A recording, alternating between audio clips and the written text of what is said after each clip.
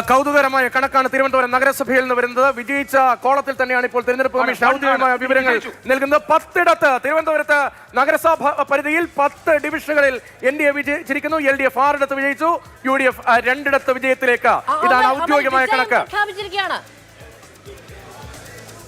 മാധു, ഇല്ല, ഇത് അന്തിമ ഫലമല്ല. അത് വിജയിച്ചു എന്നെഴുതിയിരിക്കുന്നത് വിജയിച്ച വാർഡുകളല്ല, അത് ഇപ്പോൾ ലീഡ് ചെയ്യുന്ന വാർഡുകളാണ്. തിരുവനന്തപുരം കോർപ്പറേഷനിലെ ഒരിടത്ത് പോലും അന്തിമ ഫലം വന്നിട്ടില്ല.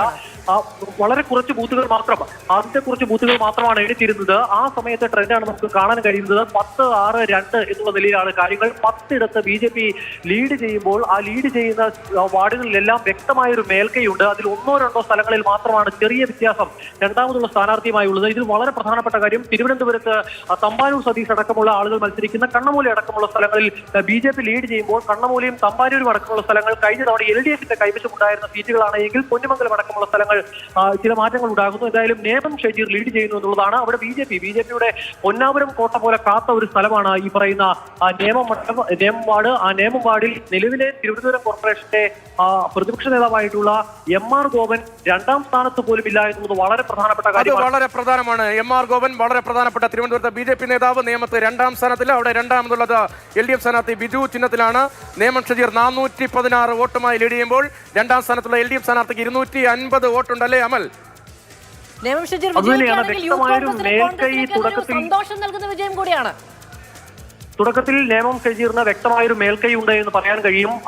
പ്രചാരണ ഘട്ടത്തിൽ നേമം ഷജീറിനെതിരെ വലിയ തോതിലുള്ള പ്രചരണ പരിപാടികൾ നടന്നിരുന്നു. മാത്രമല്ല, രാഹുൽ മാങ്കൂട്ടവുമായി ബന്ധപ്പെട്ടുള്ള വിഷയത്തിൽ രാഹുലിന്റെ വിശ്വസ്തർക്കെല്ലാം, അല്ലെങ്കിൽ ഷാഫി പറമ്പിൽ ക്യാമ്പിലുള്ളവർക്കെല്ലാം തന്നെ സീറ്റ് ലഭിക്കുന്ന ഒരു സാഹചര്യം കൂടി തിരഞ്ഞെടുപ്പിലുണ്ട്.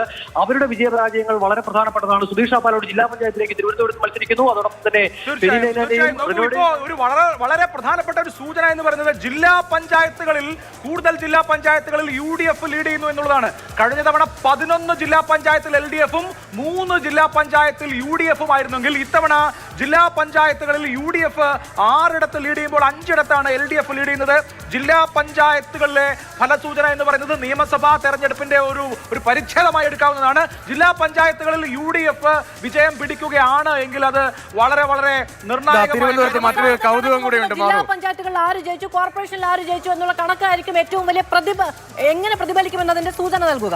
തിരുവനന്തപുരത്ത് മറ്റൊരു കൗതുകം കൂടിയുണ്ട്. പാറ്റൂർ രാധാകൃഷ്ണൻ സ്വതന്ത്ര സ്ഥാനാർത്ഥി കണ്ണമ്മൂലയിൽ ലീഡ് ചെയ്യുന്നു. പാറ്റൂർ രാധാകൃഷ്ണൻ സ്വതന്ത്ര സ്ഥാനാർത്ഥി കണ്ണമ്മൂലയിൽ ലീഡ് ചെയ്യുന്നു എന്നൊരു കൗതുകം കൂടിയുണ്ട് തിരുവനന്തപുരത്ത്.